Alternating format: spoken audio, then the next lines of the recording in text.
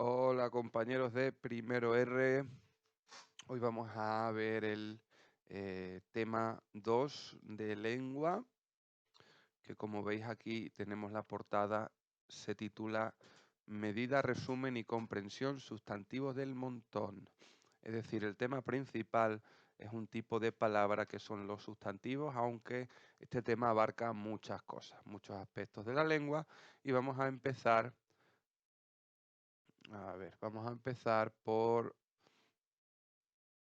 la comunicación oral y escrita en la página 3. Y si os fijáis, lo primero que nos dice es estrategias de comprensión de textos. ¿Vale? Nosotros ya os comenté que vamos a ir viendo textos a lo largo del curso y que, bueno, no solo a lo largo del curso, sino a lo largo de toda la ESO. En lengua nos vamos a encontrar muchos textos donde se nos pide que o bien resumamos el texto, es decir, saquemos las 2, 3 ideas principales o la idea principal y las ideas secundarias, o bien se nos pide información concreta sobre el texto a través de preguntas específicas y nosotros tenemos que saber encontrar esa información lo antes posible. Bien, nosotros cuando veamos un texto, lo primero que vamos a ver de ese texto es el título. Como dice aquí, dice el título, lo tenemos aquí marcado en negrita, puede ayudarte no solo a reconocer de qué trata la historia, también es un texto literario, o si es un texto literario, si es un texto expositivo, es una noticia, etcétera. Fijaros aquí, por ejemplo, si yo me encuentro un texto y el título es El arte en el Paleolítico, como tenemos aquí, bueno, parece evidente cuál es el tema principal de ese texto. Paradójicamente, un texto muy largo, en principio, ¿verdad? Seguramente sea un libro bastante extenso, bueno, pues tiene un título muy corto, ¿no? Sin embargo, todo lo contrario ocurre con una noticia, un artículo de periódico que suele ser mucho más corto que un libro, sin embargo tiene un título o un titular, en este caso, bastante más largo. 3 heridos en un accidente de automóvil en la autovía de Madrid. Bueno, esto lógicamente se hace para que un lector de periódicos, ya sea online o en formato físico, lea el titular y reciba toda la información importante sobre esa noticia. De manera que elige si leer la noticia o si descartarla porque ya ha recibido la información más importante. Nosotros también sabemos por el título más o menos qué tipo de género literario, es decir, qué tipo de texto, ya sea literario o no, porque ya hemos hablado de esto de qué es la literatura y qué no es la literatura. Es decir, leyendo el título sabemos si es un tipo de texto literario, si no lo es, y a veces podemos saber incluso si se trata de una novela o si se trata de un cuento. En este caso, vemos el título de La cigüeña y el zorro. Y claro, nuestro instinto nos dice que esto se trata de una fábula. ¿Sabéis? Una fábula son esos cuentos en los cuales los protagonistas son animales y de los cuales se extrae una enseñanza moral, ¿no? Bueno, pues eh, dice aquí, ¿podrías además señalar cuál de ellos se corresponde con un cuento literario? Bueno, lógicamente el arte en el Paleolítico nos intenta enseñar algo, pero no nos enseña eh, mediante un cuento, mediante una narrativa, ¿verdad? Simplemente nos explica cómo era el arte en el Paleolítico. Se trata más bien de la cigüeña y el zorro. Bueno, em, entonces el título, como digo, es importante para comprender un texto. Es lo primero que vemos. Después de eso nos vamos a encontrar con las ilustraciones, si las hay, porque hay textos que no tienen ilustraciones. Sabéis que las ilustraciones son los dibujos, a veces esquemas, que intentan orientarnos, ¿no? Para que comprendamos mejor un texto.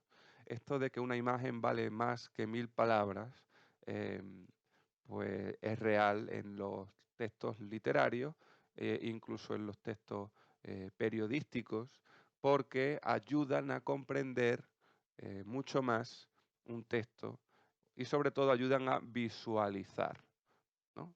Nosotros, por ejemplo, los cuentos para niños o historias infantiles tienden a tener muchas imágenes para que los niños puedan visualizar a los personajes, ¿no?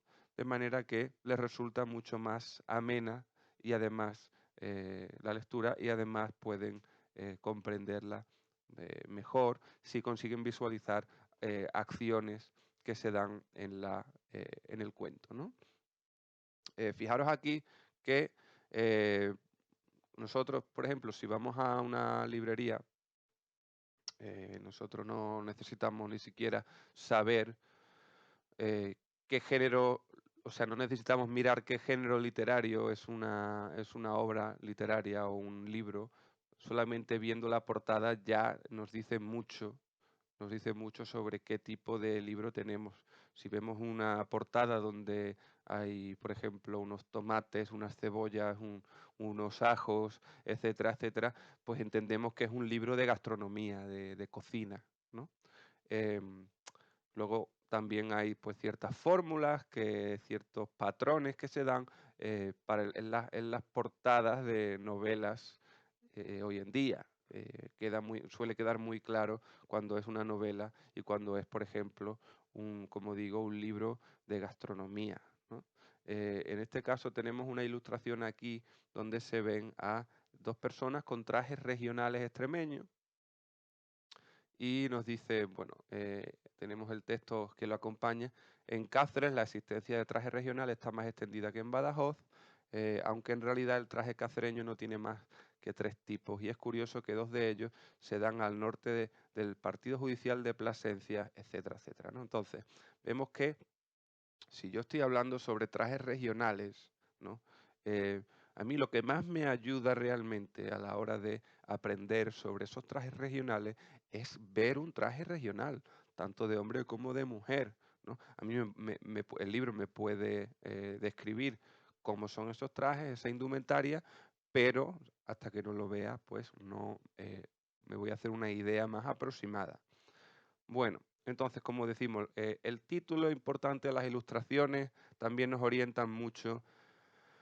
Ahora bien, otra, em, otra información que nos puede venir muy bien para comprender un texto es saber quién es el autor, pero claro, eso es más que nada conocer, no el nombre, sino conocer datos sobre su vida, su forma de escribir, etcétera, etcétera. Porque, bueno, si conocemos el autor, podemos saber pues las experiencias por las que ha pasado, el tiempo en el que ha vivido, ¿no? Eso es importante para saber pues de dónde vienen esas escrituras, esas novelas, por ejemplo, o esos poemas, qué vivencias ha tenido esa persona, de las cuales esas vivencias, digamos, han alimentado su escritura. Y bueno, y continuamos con la lectura. Lógicamente hay que leer para comprender un texto, es lo más importante. Y dice aquí, establece antes de leer, antes de llevar a cabo la lectura, qué quieres conseguir con ella, ¿no? Nosotros, bueno, vamos a, como decía antes, enfrentarnos a varios tipos de textos y además de ello vamos a enfrentarnos a varios tipos de actividades que tendréis que hacer con esos textos. Eh, Normalmente, bueno, os voy a pedir que resumáis el texto o os voy a pedir que respondáis a preguntas específicas sobre el texto, ¿no? Bueno, dice aquí, a la hora de resumir un texto, lo principal primero es subrayar las ideas principales. Nosotros tenemos que, y esto es muy importante, esto os vale desde primero hasta cuarto de la ESO, ¿eh? Se trata de extraer digamos, la chicha del texto, lo importante del texto, y descartar, dejar fuera, no subrayar aquellas oraciones, aquellas frases que a mí no me sirvan, no me ayuden, no sean esenciales para la comprensión del texto. Y yo tengo que intentar no subrayar todo el texto, que es un error común, pensar que todo es importante. Tenemos que subrayar aquello que sea exclusivamente necesario para entender el texto. Dice aquí, las ideas principales se subrayan y además se destacan en un esquema. Es recomendable hacer anotaciones al margen. Anotaciones marginales significa escribir en el margen de la página, el hueco en blanco que nos queda en los laterales de la página, escribir, digamos, cuáles son en 4 palabras las ideas principales de cada párrafo, ¿no? Eso no es un resumen, eso es simplemente palabras clave más que ideas principales, ¿no?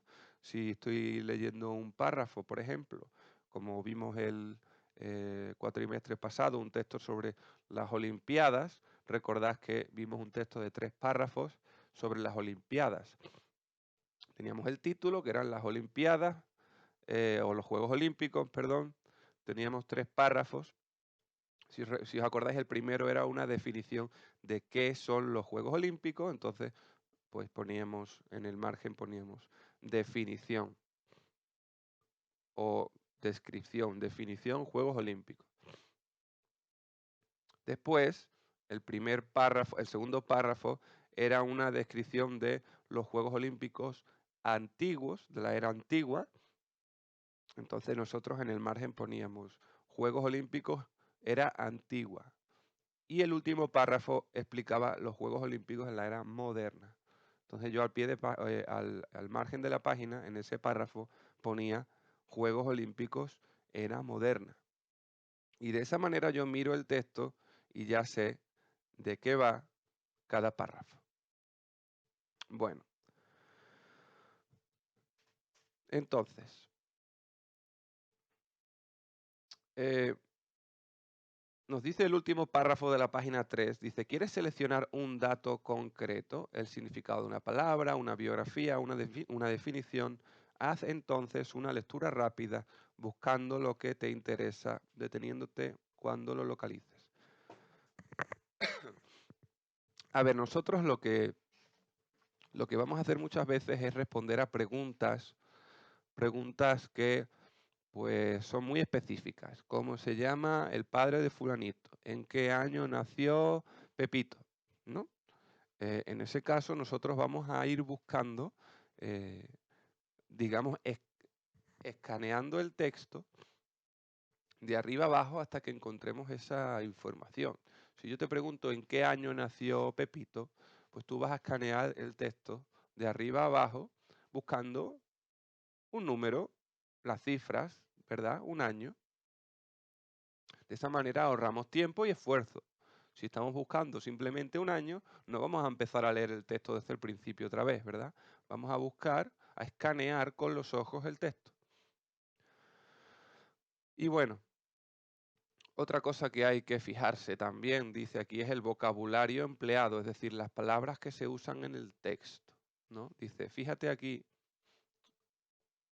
fíjate a partir de este texto la importancia que puede tener conocer el significado de las palabras para que sea posible la comunicación. Vamos a ver, para yo comprender un texto a fondo, tengo que comprender las palabras del texto. Eso creo que está más o menos claro, ¿no? Dice el siguiente texto de Mario Benedetti, Beatriz y la polución. Dijo el tío Rolando que esta ciudad se está poniendo imbancable de tanta polución que tiene. Yo no dije nada para no quedar como una burra, pero de toda la frase solo entendí la palabra ciudad. Después fui al diccionario y busqué la palabra imbancable y no está. El domingo, cuando fui a visitar al abuelo, le pregunté qué quería decir imbancable y él se rió y me explicó con muy buenos modos que quería decir insoportable. Entonces, Dice aquí, muchas veces te vas a encontrar una palabra cuyo significado desconoces o tienes dudas sobre lo que quiere decir. En estos casos podemos averiguar su significado utilizando distintos recursos. Vamos a ver. O usamos el diccionario que vosotros, bueno, nosotros ya hemos usado el diccionario en clase y también si no tenemos uno, sobre todo recomiendo el diccionario de la RAE. Tenéis aquí el enlace a la página web. O bien intentamos deducir el significado de esa palabra que no conocemos y que nos impide entender el texto, deducirlo por el contexto. Ya hablamos que el contexto es toda aquella información que precede y sigue a una palabra en un texto, ¿no? Por ejemplo, fijaros aquí, tenemos un texto aquí en amarillo, dice: si desconoces el significado de la palabra petrel que aparece en este poema, puedes averiguarlo a partir de las palabras que lo rodean. Por ejemplo, la palabra altura y la palabra gaviota nos van a ayudar. Vamos a leer el texto. El baile de la altura con los trajes nevados, de la gaviota, del petrel, celebro como si yo estuviera perpetuamente entre los invitados. Tomo parte en la velocidad y en el reposo, en la pausa y la prisa de la nieve. Es un poema de Pablo Neruda que se llama El vuelo. Claro, aquí quizás la palabra petrel no sea una palabra clave en este poema, pero sí que nos puede servir para visualizarlo mejor y, bueno, pues si no sabemos qué significa petrel, nos fijamos bien en las palabras que preceden y que siguen a la palabra petrel. El baile de la altura con los trajes nevados de la gaviota del petrel. El baile de la altura es el vuelo, ¿no? Es un animal que vuela como la gaviota, ¿no? Los trajes nevados es un plumaje blanco, ¿no? Entonces, ya con eso extraemos que el petrel se trata de un ave como la gaviota, ¿no? Y además sabemos que es un ave blanca, al igual que la gaviota. Será un ave que se parece mucho a la gaviota, como vemos aquí en la fotografía que tenemos, a la derecha del poema. Es decir, vamos a utilizar la información contextual eh, a nuestro favor para comprender el significado de las palabras. Así es como aprenden los niños, básicamente, qué significan las palabras que utilizamos en español, porque los niños no van buscando palabras en el diccionario desde chiquititos, ¿no? Las van aprendiendo básicamente en su contexto, ¿no? También ayudados por gestos y bueno, van aprendiendo el vocabulario que luego terminarán utilizando, pero primero lo escuchan y luego pues relacionan, digamos, esa palabra con el resto de palabras que había en la frase para luego extraer el posible significado de esa palabra, ¿no? Bueno, y dice aquí, por último, lo que hay que mirar a la hora de comprender un texto es la estructura.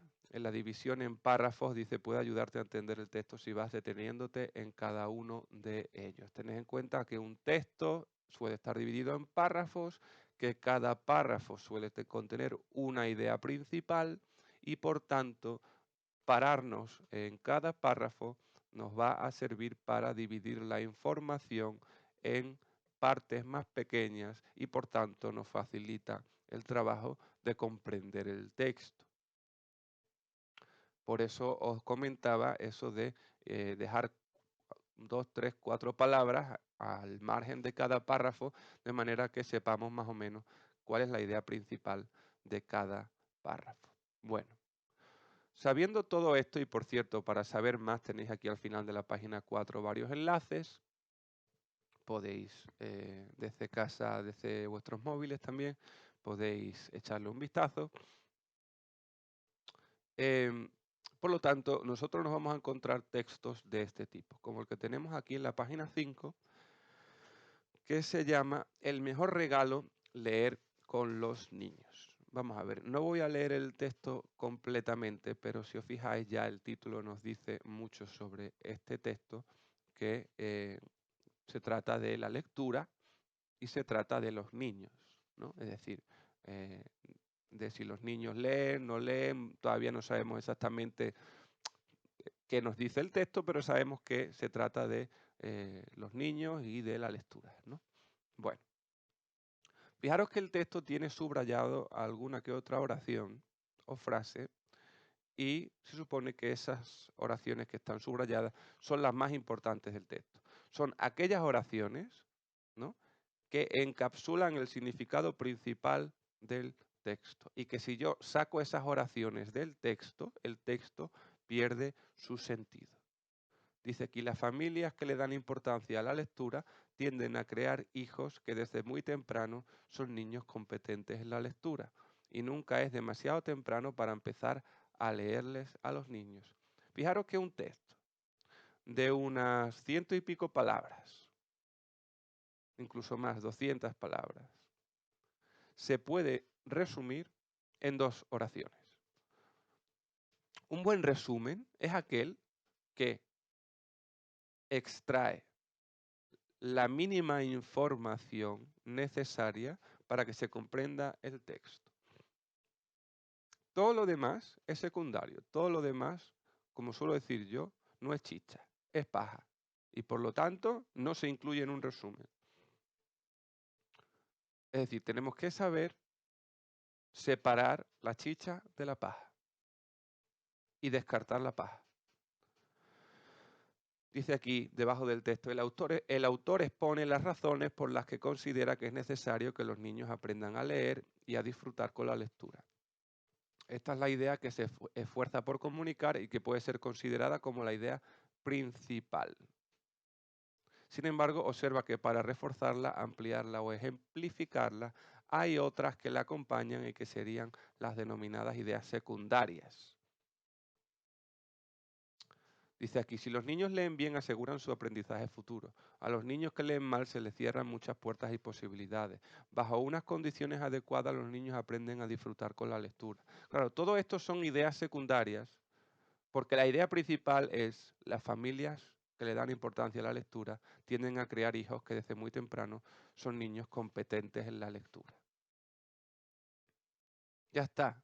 Lo demás solamente sirve para desarrollar, explicar la idea principal con ejemplos, con datos, con detalles, con anécdotas.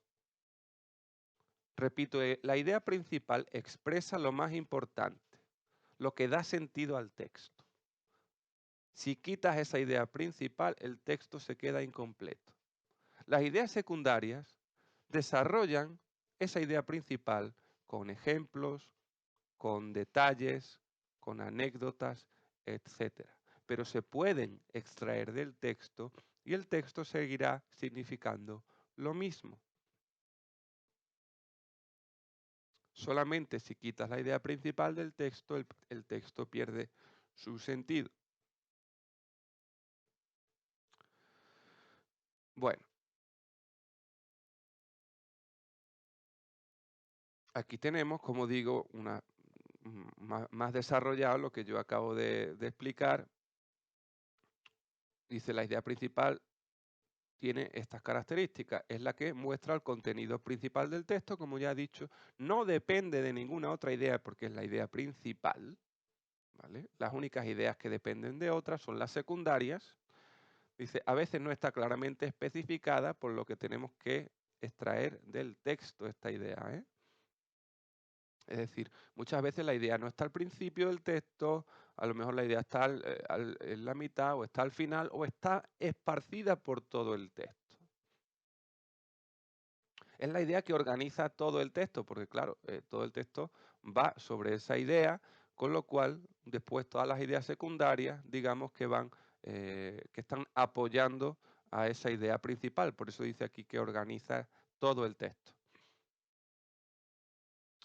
Sin embargo, las ideas secundarias no son tan importantes, dependen de la idea principal, son ejemplos o ampliaciones que lo que intentan es explicar mejor la idea principal, ayudar a que el lector visualice y comprenda mejor la idea principal. Y además dice, se podrían suprimir. Las ideas secundarias se pueden quitar de un texto sin que el texto pierda su sentido. Dice, pero ¿cómo podemos distinguir la idea principal de la secundaria? Dice, debería seguir estos pasos. Subraya el texto o señala aquellas partes que considera más importantes de cada párrafo. Cuidado, vuelvo a repetir. Subrayamos poquito, lo importante, ¿vale? Lo demás, lo que no se considere esencial 100% para comprender el texto, no lo subrayamos, ¿eh? Selecciona una idea más importante de cada párrafo. Identifica de todas ellas cuáles son las más importantes. Ten en cuenta que la idea principal es lo más importante que se dice del tema del texto.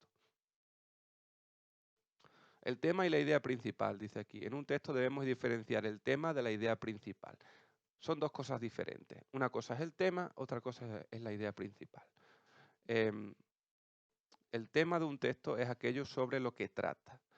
Para identificarlo podemos hacer esta pregunta, ¿de qué habla el texto? Bueno, muchas veces el tema está resumido en el título. Antes vimos un texto que se llamaba El arte en el Paleolítico. Bueno, pues el tema de ese libro es el arte en el Paleolítico.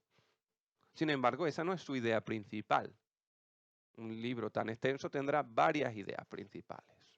La idea principal, dice aquí, nos informa de lo que el autor quiere decir sobre este tema. Respondería a la pregunta, ¿qué dice el autor sobre este tema? Veámoslo con un ejemplo.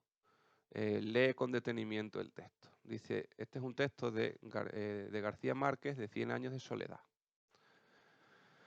Dice, todos los años, por el mes de marzo, una familia de gitanos desarrapados plantaba su carpa cerca de la aldea y con un grande alboroto de pitos y timbales daban a conocer los nuevos inventos. Primero llevaron el imán, un gitano corpulento de barba montaraz y manos de gorrión, que se presentó con el nombre de Melquíades, hizo una truculenta demostración pública de lo que él mismo llamaba la octava maravilla de los sabios alquimistas de Macedonia. Fue de casa en casa arrastrando 2 lingotes metálicos y todo el mundo se espantó al ver que los calderos, las palas, las tenazas y los anafres se caían de su sitio y las maderas crujían por la desesperación de los clavos y los tornillos tratando de desenclavarse. Ahora dice aquí, contesta estas preguntas. ¿De qué trata el texto? ¿De los gitanos, de los inventos o de Macedonia? Bueno, los gitanos son los protagonistas. Macedonia es el lugar donde, de donde proceden estos sabios.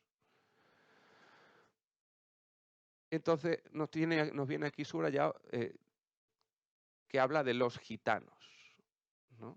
Es decir, este texto efectivamente habla sobre los gitanos. ¿Y qué nos dice de los gitanos? Pues nos dice que llegan todos los años con sus inventos. Con lo cual, si yo quiero resumir este texto, un texto de 8 líneas que tiene pues unas 100 palabras, bueno, pues yo lo puedo resumir y lo debo de resumir con muy poquitas palabras. Los gitanos llegan todos los años con sus inventos. Ya está. Es el resumen principal. Si yo quiero añadir algo de información, tengo que añadir muy poquita información. Los gitanos llegan todos los años con sus inventos y muestran el funcionamiento de un imán. Ya está. Nada más. Porque si yo me pongo a perderme en detalles, como que las maderas crujían, como que saltaban los clavos, como que los tornillos se desenclavaban, como que un gitano era corpulento o que tenía barba. Esos son detalles que, si bien me ayudan a visualizar mejor lo que está pasando aquí y entenderlo mejor, son detalles, no son lo importante, son detalles, es información adicional. Bueno, aquí os mandaré alguna que otra actividad. Lo veréis en Google Classroom, las actividades que he elegido para que hagáis y aquellas que vemos que tenemos muchos textos, os pediré que resumáis varios. Tened en cuenta que estos textos, como he estado diciendo, son textos que tenéis que reducir al mínimo, al mínimo. Si yo tengo un texto que tiene unas 200 palabras, el resumen no debería tener más de 30 palabras. Si tengo un texto de unas 500 palabras, el resumen no debería tener más de unas 60 palabras, 80, 90 palabras. Es decir, no intento explicar más de 3, 4 ideas. Intento explicar la idea principal y a lo mejor pues una idea secundaria y como mucho 2 ideas secundarias que sean muy importantes para comprender el texto. Nosotros vamos a resumir textos como el que hemos visto antes, el de la lectura de los niños, que no deja de ser un texto argumentativo en el cual pues, una persona nos explica los beneficios de la lectura para los niños, ¿no? Pero también vamos a encontrar textos de tipo narrativo como en las novelas, ¿verdad? O en los cuentos. En este caso vamos a ver varios textos del conde Lucanor, una obra española medieval, en la cual tenemos a un conde como protagonista y a su criado Patronio, que le da consejo sobre varias problemáticas que les plantea el conde Lucanor, ¿no? Entonces, todos esos textos se resumen de la misma manera, ¿no? El conde tiene un problema que le plantea a Patronio. Patronio le da consejo contándole la siguiente historia, ¿no? Es decir, esto es un marco narrativo en el sentido de que tenemos una historia dentro de otra historia, ¿no? Em, bueno, quiero que os miréis esto, porque esto no hace más que pues continuar más o menos explicando o desarrollar más lo que ya hemos hablado. Podemos ver este texto, el primero, y el resto ya pues serán actividades que tendréis que hacer vosotros. Dice aquí, texto 1, página 7 al final. Un día el conde le dijo a Patronio que tenía mucha necesidad de ir a unas tierras porque iban a entregarle allí una partida de dinero, pero que tenía miedo porque si se detenía por aquellos lugares podía correr peligro con ese dinero y le rogó que le aconsejase lo que podía hacer. Señor conde, dijo Patronio, para que entendáis lo que os voy a decir, os voy a contar lo que le sucedió a un hombre que llevaba una cosa muy preciada colgada del cuello y atravesaba un río. Un hombre llevaba una gran cantidad de piedras preciosas a cuestas, tantas que le costaba trabajo cargar con ellas. Sucedió que tenía que atravesar un río y que por no querer soltar su tesoro, cada vez se iba hundiendo más. Un hombre que estaba en la orilla del río comenzó a llamarle y decirle que soltara la carga porque si no se iba a morir, que más valía su vida que las piedras preciosas que llevaba. Pero el hombre, por la gran codicia que tenía, no las quiso soltar y murió en el río, perdió su vida y perdió el tesoro. Y a vos, señor conde, os aconsejo que si vais a correr peligro, es mejor que no acudáis a esas tierras y que no tengáis codicia por conseguir esos bienes. Y os aconsejo que nunca arriesguéis vuestra vida si no es por algo más importante como el honor. El conde escuchó el consejo y lo siguió, logrando con ello un gran bien. Y porque don Juan creyó que era un buen ejemplo, lo hizo escribir en este libro con unos versos que dicen así. Quien arriesga su vida por codicia es muy extraño que el bien le dure mucho tiempo. Ahora bien, si os fijáis, el texto está subrayado, pero están subrayados menos de la mitad de las oraciones que tenemos. Para mi gusto, ha subrayado demasiado, ¿vale? Pero el texto se tiene que poder resumir en apenas 2, 3 oraciones, no más. Es decir, el conde, ¿no?, pide ayuda a Patronio porque quiere ir a unas tierras que iban a entregarle un dinero, pero tenía miedo. Patronio le aconseja, mediante un cuento de una persona que se ahoga por no soltar sus bienes, que es mejor no correr peligros y no darse a la codicia. Ya está, con eso subrayamos, con eso resumimos un texto con 2 oraciones, 3 a lo sumo. Resumimos un texto que tiene unas 12 oraciones, ¿no? De esta manera reducimos el texto y sacamos lo importante y descartamos lo menos importante. Es decir, a mí la historia esta del hombre que cruza el río y que va cargado con sus bienes, esto está muy bien porque resume, digamos, la idea que quiere dar Patronio, que el que arriesga su vida por codicia es muy extraño que el bien le dure mucho tiempo. Bueno, Pero no dejan de ser detalles que son innecesarios. Por ejemplo, que un hombre que estaba en la orilla del río le empezara a llamar y le dijera que soltara la carga porque bla, bla, bla. Eso yo no lo necesito para que el texto se comprenda. No es necesario. Es secundario. Bueno, em, como digo, os pediré que hagáis este tipo de resúmenes en los cuales vais a subrayar primero, hacer anotaciones al margen de cada párrafo, ¿no? Por ejemplo, pues aquí pondríamos en el primer párrafo, el conde pide consejo. En el segundo párrafo, Patronio le da consejo. En el tercero, la historia, el tercero y cuarto, la historia del hombre que cruza el río. Y finalmente, el consejo final. Ya está. Esas son las anotaciones que podéis hacer, que podéis poner vosotros al lado, después de subrayar el texto, haberlo leído y subrayado. Y lógicamente buscamos en el diccionario aquellas palabras que no comprendamos, a no ser que el contexto, es decir, la información en esa que precede y sigue a esa palabra, pues nos ayude a entender la oración. Pero siempre que haya una oración que no se comprende, hay que hacer algo al respecto. Hay que buscar palabras en un diccionario, intentar entenderlo. Y después ya podemos sacar conclusiones, ideas principales e ideas secundarias. Bueno, como digo, os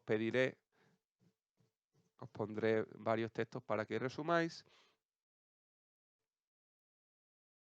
Bueno, nos vamos a saltar la página 11. 12 también nos vamos a saltar, la 13 también.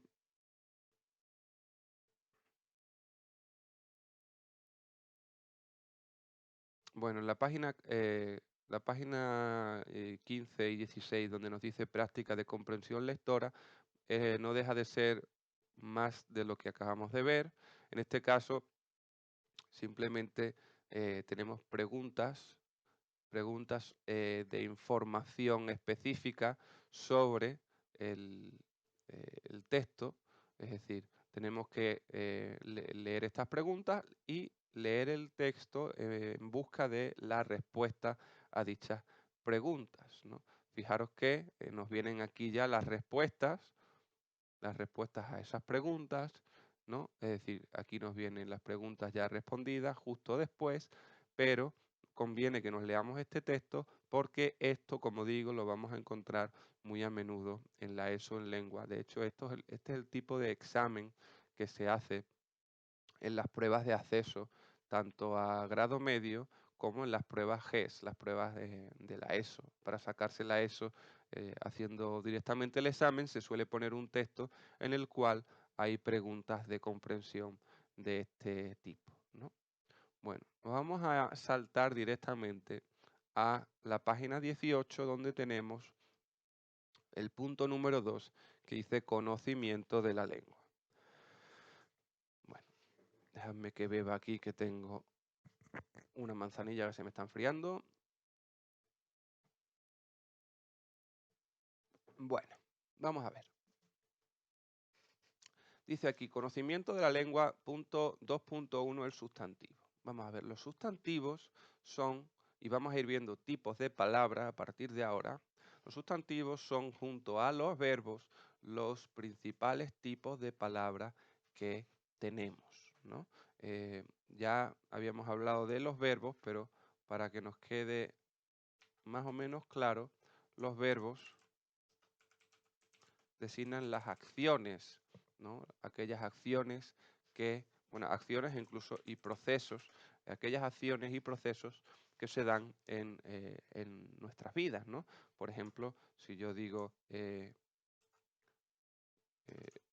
a ver, ella caminó hacia el parque. Ella caminó hacia el parque, sabemos que la acción aquí es la de caminar, por lo tanto el verbo es caminó, ¿no?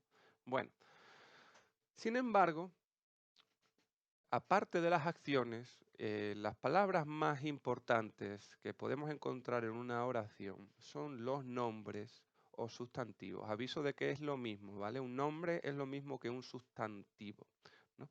Y los nombres o sustantivos son aquellas palabras que designan a la realidad que nos rodea. Por ejemplo, bueno, lo voy a escribir aquí. Sustantivos o nombres son aquellas palabras que designan la realidad que nos rodea. Es decir, ¿qué es la realidad que nos rodea? Bueno, pues personas, animales, plantas, cosas. Pero es que también la realidad que nos rodea está el mundo de las cosas y está el mundo de las ideas, ¿no? Es decir, el mundo de las ideas está en nuestra cabeza, pero también necesitamos palabras, nombres para designarlo. Por ejemplo, el amor, ¿no?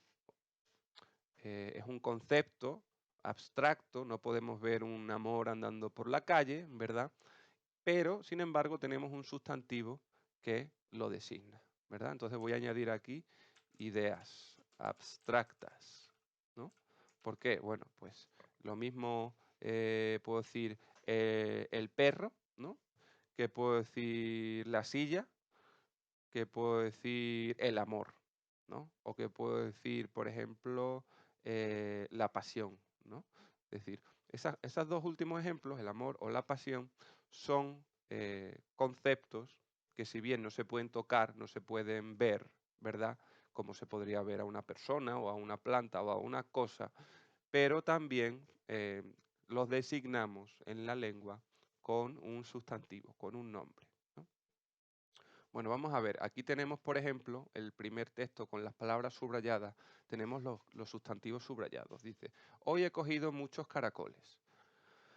Marta ha conseguido aprobar. Se caracteriza por la sinceridad. Coge el teléfono, alguien está llamando. Bueno, en el primer ejemplo tenemos animales, caracoles, ¿no? Es decir, caracoles son animales que podemos ver, podemos tocar, ¿no? E incluso comer, que están muy ricos, ¿no? Bueno, después tenemos Marta, que es una persona, un nombre de persona, por lo tanto es un sustantivo. En el tercer ejemplo tenemos la sinceridad, que es también un concepto abstracto. ¿Por qué es abstracto? Porque no se puede tocar, no se puede ver, hay que abstraerse, ¿no? Hay que pensar para concebir esto, la sinceridad. Lo mismo pasa con lo contrario, la mentira. No se puede ver una mentira andando por la calle, ¿verdad? Y por último, el teléfono, dice, coge el teléfono, alguien está llamando, el teléfono es algo que podemos ver, podemos tocar, podemos utilizar, por tanto también es un sustantivo. Dice, en cada una de estas oraciones hemos subrayado una palabra que si las buscas en el diccionario, además de su significado, encontrarás que se tratan de sustantivos o nombres. Se pueden definir por su forma. Los sustantivos, para saber si son sustantivos o no, tenemos que saber que los sustantivos son variables y varían tanto en género como en número. Cuando digo que varían, me refiero a que no un sustantivo puede ser masculino o femenino, sino que se le suele asignar un género. Por ejemplo, la palabra silla sabemos que es femenina. ¿Por qué? Pues porque el artículo es la silla, ¿vale? Sin embargo, si yo digo, por ejemplo, ordenador, sabemos que ordenador es masculino, porque el artículo que se asocia a esta palabra es el ordenador, ¿no? Entonces, son variables en el sentido de que algunos son femeninos y otros son masculinos, ¿vale?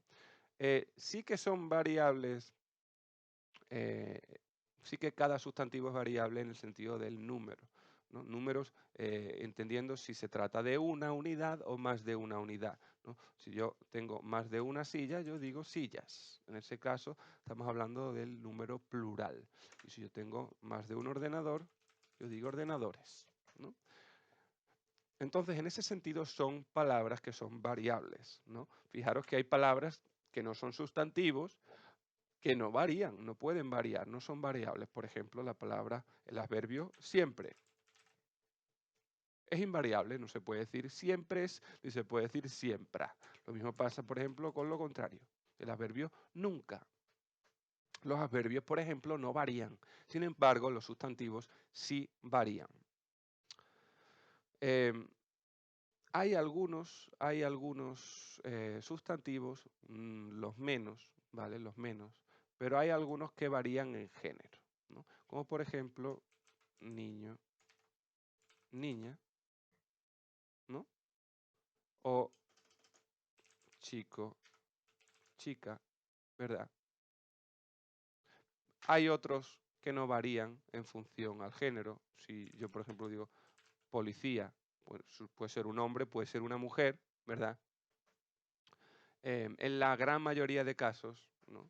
No varían. Hoy en día ya pues se está recomendando para muchos nombres, sobre todo profesiones, que se utilice el femenino. Por ejemplo, de juez hay ya quien utiliza jueza, o de médico hay quien utiliza médica, ¿no? Em, pero no todo el mundo hace esto, ¿no? Bueno, entonces, en ese sentido, son variables, pero la mayoría de nombres no varían, ¿no? Sabemos que mesa es, la mesa es femenino y eso no cambia. Bueno, em, dice aquí, por su función, estoy en el punto número 2, dice, por su función el nombre es el núcleo. Es decir, la palabra más importante del grupo de palabras que conocemos como sintagma nominal. Esto de sintagma os podrá confundir un poco. Un sintagma es un grupo de palabras, ¿no? Em, Tened en cuenta que en una frase, en una oración, tenemos varios tipos de palabras y dentro de un tipo de palabra concreto se puede formar un sintagma, que es un grupo de palabras. Dice aquí. Eh, Los alumnos aprobaron los exámenes. Lo tenemos aquí en el punto número 2, la oración. Los alumnos aprobaron los exámenes. Dice, el sintagma nominal los alumnos es el sujeto de la oración. El sustantivo alumnos es el núcleo de ese sintagma nominal. Vamos a ver, si yo tengo una frase, la voy a escribir aquí de nuevo. Los alumnos, a ver que la he perdido la frase, aprobaron los exámenes. Bien. Tenemos una oración en la cual tenemos que identificar primero el sujeto. Sabemos que el sujeto es aquel elemento de la oración que realiza la acción del verbo. En este caso el verbo es aprobar, es la acción que se da, ¿no? Y por tanto, aquel que realiza la acción de aprobar sabemos que es los alumnos. Bueno, ese sería el sujeto. Dentro de los alumnos, fijaros que yo tengo dos palabras. Por un lado tengo el artículo los, y por otro lado tengo el sustantivo alumnos. Esto es un sustantivo, ¿vale? Designa a personas, ¿verdad? De la vida real que se pueden tocar, se pueden ver, se pueden oír, los alumnos, ¿no? Además sabemos que es sustantivo porque sabemos que tiene un género asignado, en este caso el masculino, y tiene un número también asignado que es el plural, porque es alumnos más de uno. Un alumno singular, los alumnos plural. Entonces, esto, un sintagma, para que me entendáis, es un grupo de palabras que va junto en una frase. Los alumnos va todo junto, ¿verdad?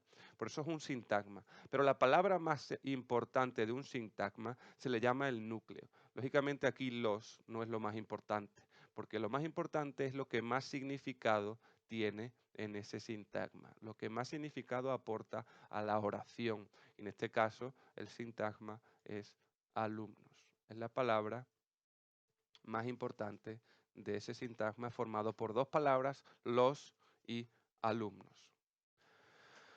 Entonces, como digo, alumnos es el núcleo. Dice, punto número 3, por su significado el nombre o sustantivo designa seres animados o inanimados. personas, Marta, animales, caracoles, objetos, teléfonos o conceptos como sinceridad. Esto ya lo he dicho antes, ¿verdad? Observa ahora la siguiente oración. Mi hermano estaba estudiando en Valladolid. Hemos destacado en ella la palabra hermano. Es un sustantivo. Podemos comprobarlo de la siguiente manera. 1. ¿Es una palabra variable? Sí. ¿Por qué? Podría ser hermana o podría ser hermanos. Acabado en S, plural. Es el núcleo del sistema nominal, es decir, la palabra más importante de mi hermano, puesto que es la que aporta más significado a la frase. Y por último, sirve para designar a un ser animado. Bueno, espero que hayáis entendido esto del sustantivo. Aquí más adelante hablamos del género y el número, que hemos dicho que los sustantivos son variables, que algunos varían más y que otros varían menos, ¿no? Entonces, ¿en qué varían? Varían en género, es decir, si son masculinos o femeninos. Dice, permite distinguir entre nombres masculinos y femeninos. Generalmente se forma cambiando la terminación o por A. Vecino es masculino, vecina es femenino. Sin embargo, esto no siempre es así, como ya he dicho. Por ejemplo, la palabra mujer es femenina, ¿no? Y el masculino de mujer es hombre.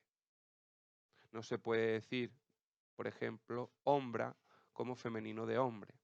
Hay sustantivos como policía o amante que se emplean tanto para el masculino como para el femenino.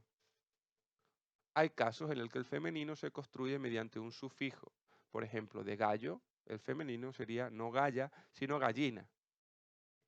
Otros nombres designan seres de uno u otro sexo que solo funcionan con un género, masculino y femenino. Por ejemplo, la víctima, ¿no? Es decir, no se puede decir el víctimo, ¿verdad? Dice, habrás oído decir, por ejemplo, el mar y la mar. Es correcto, ambos son correctos, puesto que algunos nombres de cosas utilizan tanto el masculino como el femenino.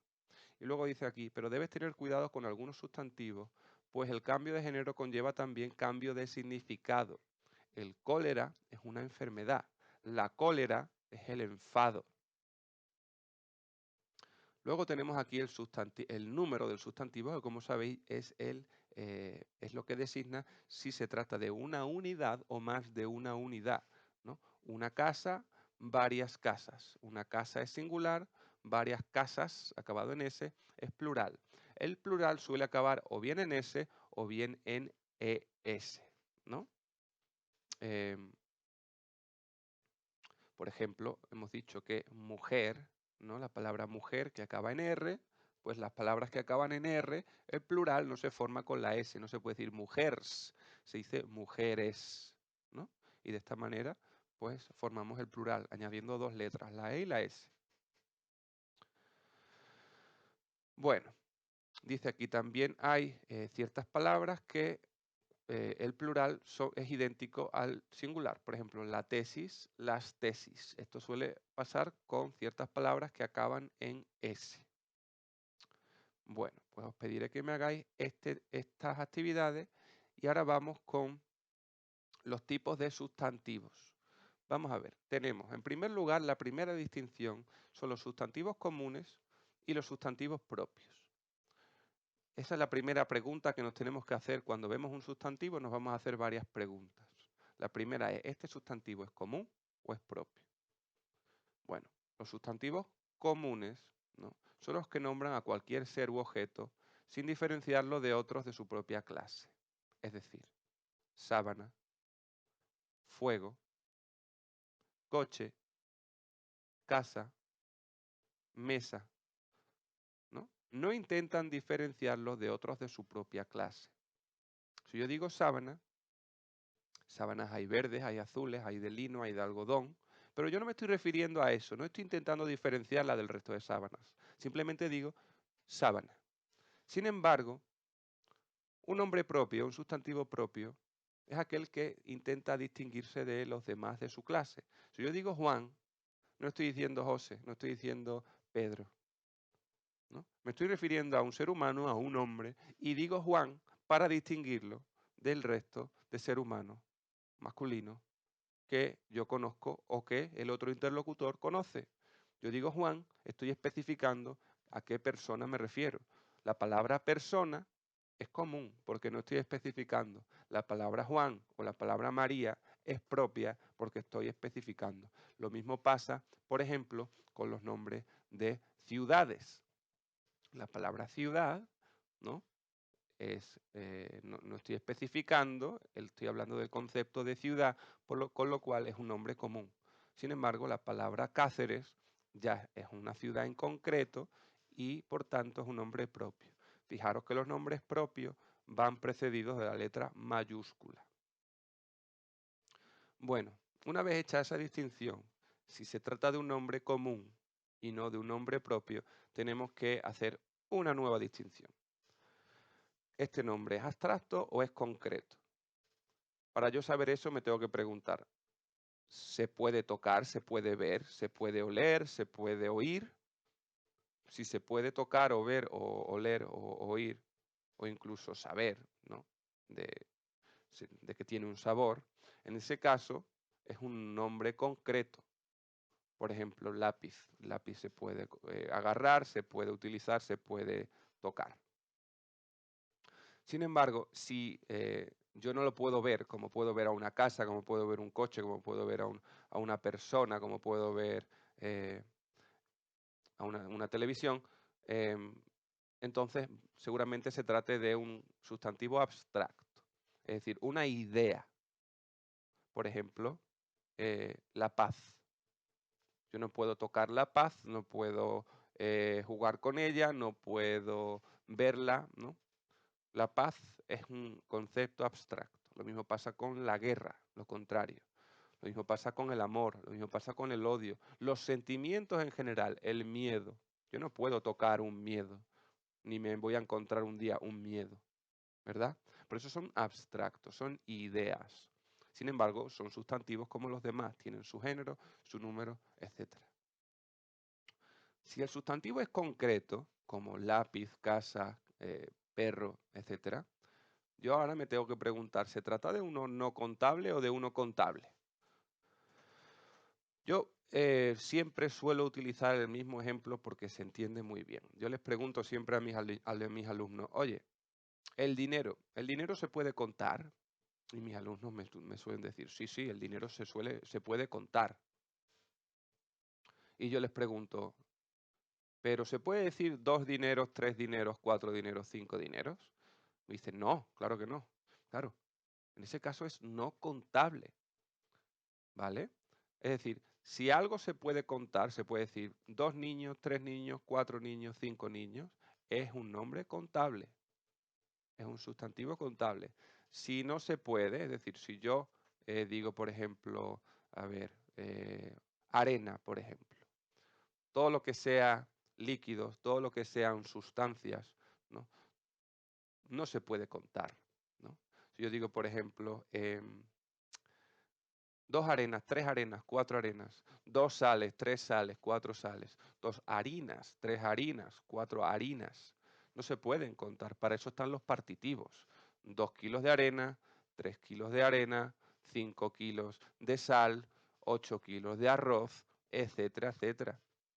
Yo no puedo decir 2 arroces, ¿verdad? Hay algo que nos lleva al error, que es decir, por ejemplo, 2 aguas.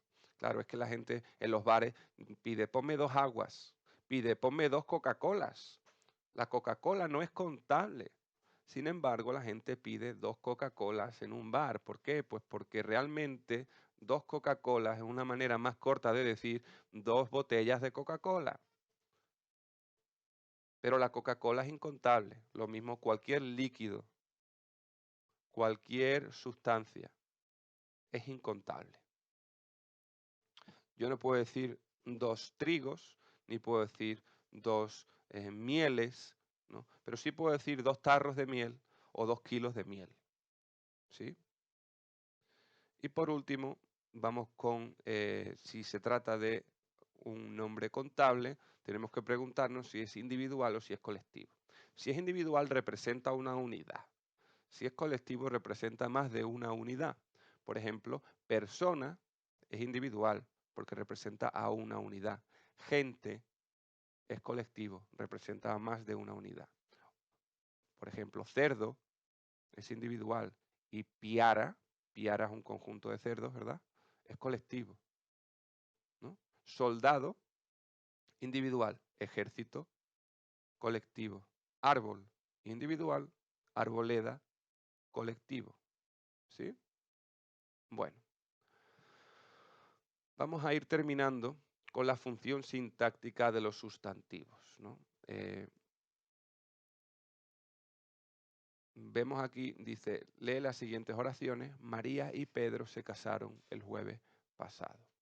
El policía encontró la guarida de los ladrones de bancos. ¿Cuántos sustantivos has encontrado? Dice aquí, efectivamente, en la primera hallamos María, Pedro, los dos son nombres propios porque son los nombres de personas, ¿verdad? Y jueves, que designa un día de la semana, ¿no?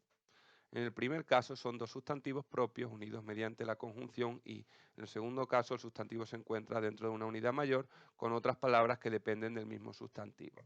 Se trata de un sintagma nominal. Antes os expliqué que cuando tenemos un conjunto de palabras en una oración, palabras que van juntas, en ese caso se forma un sintagma. El jueves pasado va todo junto, ¿verdad? Pasado va con jueves y él va con jueves. Por lo tanto, el núcleo de ese sintagma, el núcleo, es decir, la palabra más importante que más significado da a ese conjunto de palabras es la palabra jueves y por tanto jueves es el sintagma, es el núcleo del sintagma nominal. Dice aquí, dice, observamos que María y Pedro es el sujeto del verbo se casaron y que el sintagma nominal el jueves pasado tiene un valor de complemento circunstancial de tiempo. Ya iremos viendo esto con más detalle, pero el complemento circunstancial de tiempo es aquella parte de la frase que nos da la información de cuándo ocurre la acción del verbo, ¿no? Dice, en el segundo ejemplo vemos además que el sustantivo puede hacer funciones de complemento de otro sustantivo a través de un sintagma preposicional. La guarida de los ladrones de bancos, por ejemplo. Vamos a ver. Dice aquí, el policía encontró la guarida de los ladrones de bancos. Vamos a ver, tenemos una oración en la cual la acción es encontrar y la pregunta que nos hacemos es ¿quién encontró? Bueno, pues con esa pregunta sacamos el sujeto de la frase. ¿Quién realiza la acción? Pues el policía, ¿no?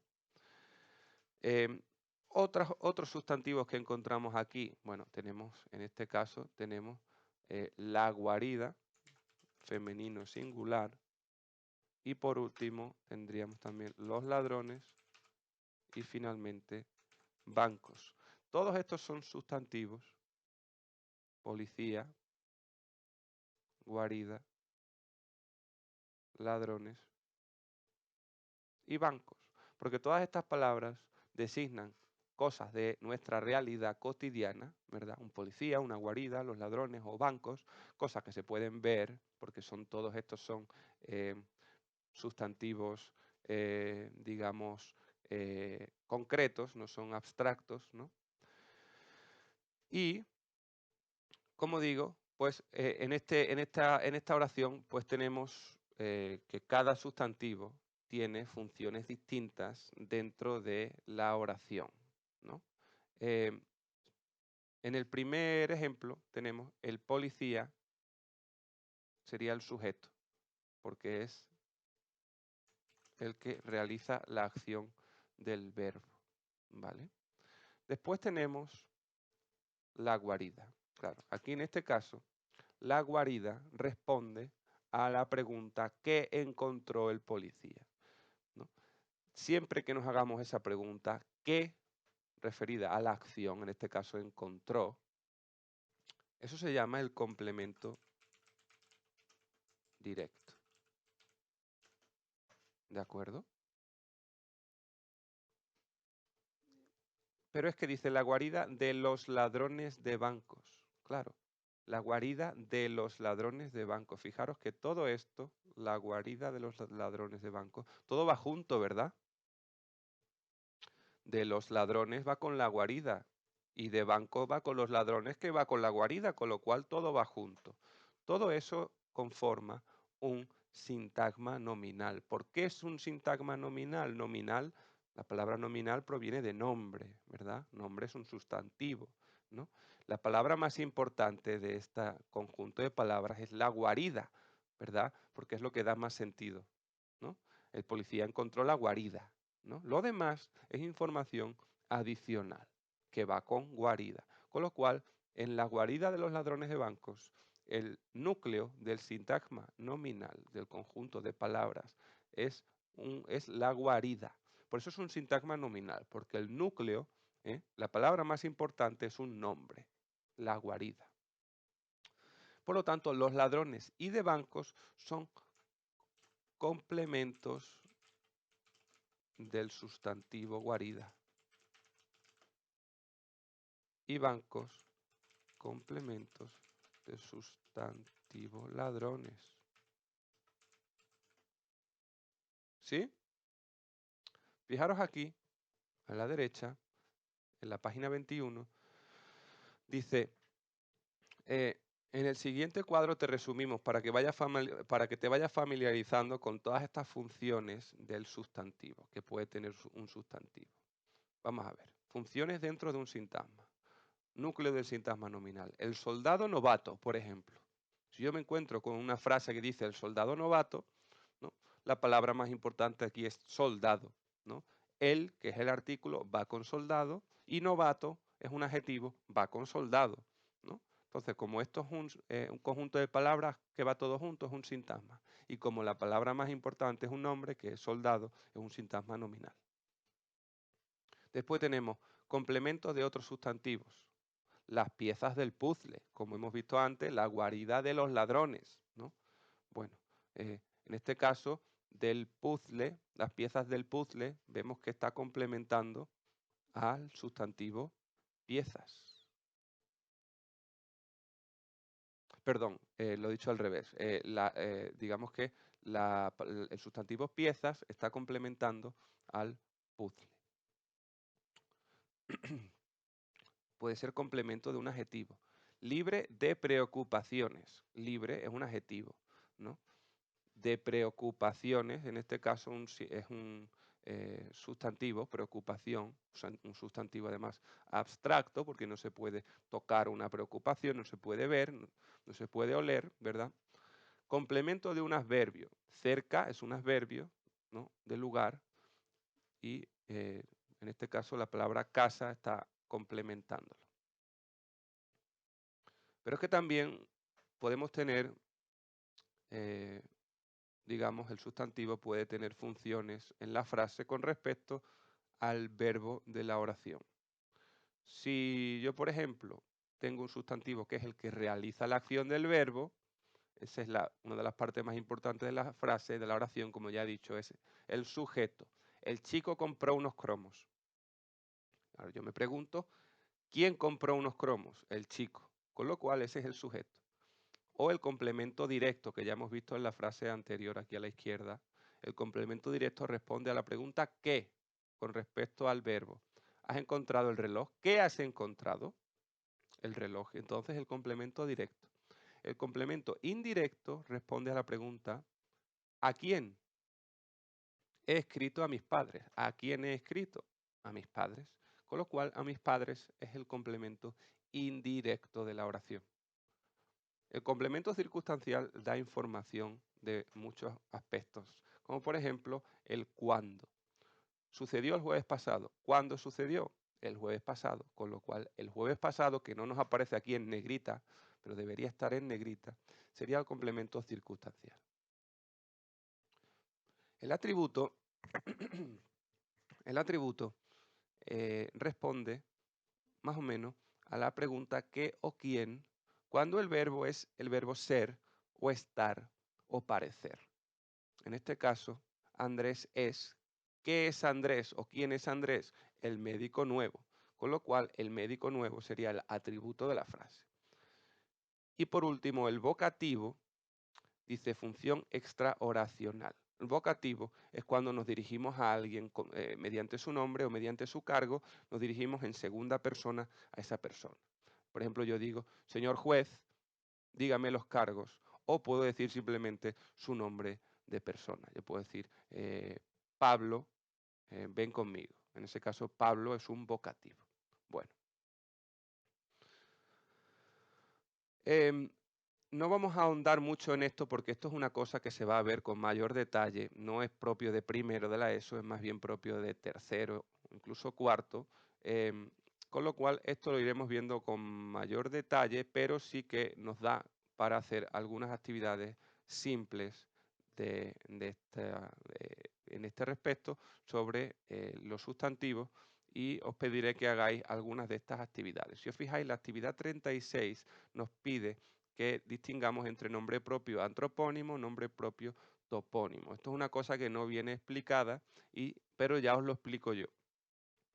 Un nombre propio ya sabéis que designa a, por ejemplo, una persona o un lugar, ¿no? Por ejemplo, Pablo es un nombre de persona y Madrid es un nombre de ciudad. Bueno, propio antropónimo se refiere a los nombres de personas y propio topónimo se refiere a los nombres eh, geográficos, ¿no? Es decir, una ciudad, una montaña, un río, un país, un continente, un mar. Todos ellos son nombres propios topónimos y todos van en mayúsculas, ¿ok? Bueno, vamos a ir terminando, no sé cuánto nos queda, dejadme ver cuánto nos queda, sí, nos queda bastante, con lo cual esto lo voy a dejar, bueno, lo voy a intentar acabar ya. ¿Llevo cuánto tiempo de vídeo? Madre mía, 1 hora y 11 minutos. Vamos a ver. Voy a intentar terminar esto rápido porque esto ya tiene poca chicha. Vamos a ver. Ortografía, el punto. ¿Sabéis que nosotros cuando escribimos separamos las oraciones mediante comas y mediante puntos, ¿no? Los signos de puntuación sirven para indicar en la escritura las pausas, los tonos de voz, los matices que se dan a la hora de hablar, ¿no? Dice, a la hora de escribirlos debemos dejar un espacio después del punto, después de la coma, siempre justo después va un espacio, ¿no? Dice, el punto señala la pausa del final de una oración. Hay 3 clases. El punto y seguido separa las oraciones que hay dentro de un párrafo. El punto y aparte separa cada uno de los párrafos de un texto. Y el punto y final sirve para cerrar el texto, ¿verdad? Bueno, si nos fijamos, antes habíamos visto, por ejemplo, aquí tenemos puntos de todo tipo, ¿verdad? Tenemos aquí en el punto 2.14, función sintáctica de los sustantivos, nos sirve para ver esto a lo que nos referimos. Dice, efectivamente, en la primera hallamos María, Pedro y Jueves. Punto y seguido. En el primer caso son 2 sustantivos propios unidos mediante la conjunción y. Punto y seguido. En el segundo caso, el sustantivo se encuentra dentro de una unidad mayor, coma, con otras palabras, coma, que dependen del mismo sustantivo. Punto y seguido. ¿Por qué estoy utilizando puntos y seguidos? Porque continúo hablando del mismo tema. Si bien yo ya he expresado una idea, la separo de la siguiente mediante un punto. No obstante, las ideas están relacionadas temáticamente, hablan sobre lo mismo, con lo cual yo utilizo el punto y seguido. Sin embargo, si yo voy a introducir nuevas ideas o introduzco un tema diferente, yo separo el texto mediante párrafos y mediante puntos y aparte. Si os fijáis, después de la palabra nominal tenemos un punto y aparte que nos lleva al siguiente párrafo. Eso es porque yo voy a introducir un tema nuevo o porque voy a hablar de algo que no está estrictamente relacionado con lo anterior. Y cuando termino el texto, la última oración, la última palabra va seguida del punto final. Ahí se acabó el texto, punto final. Siempre hay que incluir un punto al final, muy importante. ¿De acuerdo? Bueno, ya hemos visto los tipos de puntos que tenemos. Vamos a ver. Yo creo lo importante aquí, lo que nos puede resultar complejo, es saber cuándo poner un punto seguido y cuándo poner un punto y aparte e iniciar un nuevo párrafo. Como digo, el nuevo párrafo se realiza, se utiliza un punto y aparte, digamos, para empezar un nuevo párrafo. Esto ocurre cuando vamos a introducir un nuevo tema, ¿no? o cuando vamos a introducir nuevas ideas que, si bien a lo mejor están relacionadas con lo anterior, no están estrictamente al 100% relacionadas, ¿no? Si yo estoy hablando, por ejemplo, sobre los tipos de primates que hay, ¿no? Pues yo puedo empezar a hablar de, por ejemplo, primero puedo hablar sobre su alimentación y empiezo a hablar de qué se alimentan, ¿no? Entonces, tal primate se alimenta de tal, tal, tal, tal, punto y seguido. Este otro se alimenta de tal, tal, tal, tal, punto y seguido. Este otro se alimenta tal, tal, tal, tal, tal, punto y seguido. Pero es que ahora ya no quiero hablar de eso, ahora quiero hablar de, por ejemplo, su reproducción, ¿no? Bueno, en este caso, yo lo que voy a hacer es, en vez de seguir poniendo puntos y seguidos, yo voy a iniciar un nuevo párrafo porque voy a hablar, si bien del mismo tema que son los primates, los monos, ¿no? Voy a hablar de otro subtema que no es la alimentación, sino que, por ejemplo, es la reproducción, ¿no? En este caso, yo empiezo un nuevo párrafo y empiezo a hablar de la reproducción de los primates, ¿no? Con lo cual, eso va a estar separado por un punto y aparte.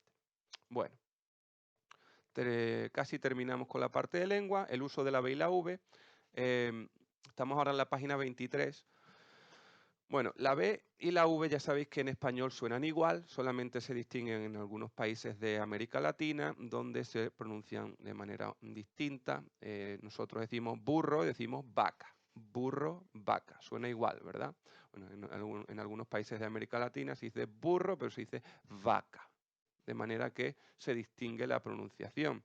Esto para los españoles, pues tenemos este problema, sobre todo los niños cuando aprenden a leer y escribir, porque no están seguros si burro se escribe con B o con V o si vaca se escribe con B o con V.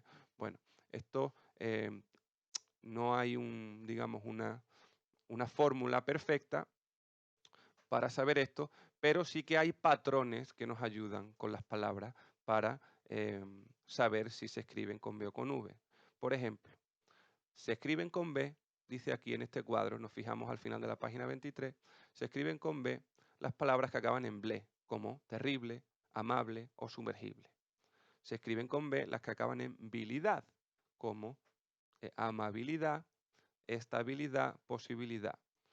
Se escriben con B cuando utilizamos el imperfecto de indicativo, que es un tiempo verbal referido al pasado, como por ejemplo yo amaba, o lloraba, o cantaba, o lavaba. Se escribe con B las que acaban en vir o buir, como escribir o distribuir. Se escriben con B cuando tenemos el grupo BL o BR, como Brasil, blanco, bruto.